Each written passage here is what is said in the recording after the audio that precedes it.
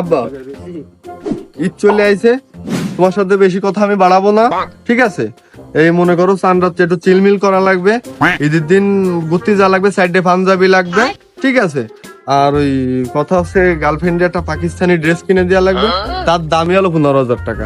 Average আমারে 30,000 টাকা তোমার দেওয়া লাগবে, আর ওই এদিক ওদিক দিয়ে আমি দেখবা না, ঠিক আছে? তো টাকা লাগবে 30,000।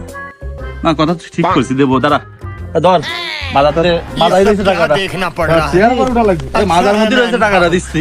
বাড়া লাথি লুথি মারতে পারে, সরে দাঁড়া। আব্বা তুমি মনে হয় ভুলে গেছো যে আগের দিনে তুমি সুমকি কাকির এনে ঘুরতে গেলে, বুঝছো? আমি অনেক মারে যে করছি। আব্বা তুমি চলো, তোমার গার্লফ্রেন্ডে সময় করে দিবা না? কত টাকা লাগে আমি দেবো, বলো। তুমি আমার শোনো আব্বা না, ওই সান রাত্রি কিন্তু সব দেবো, হ্যাঁ সব দেবো।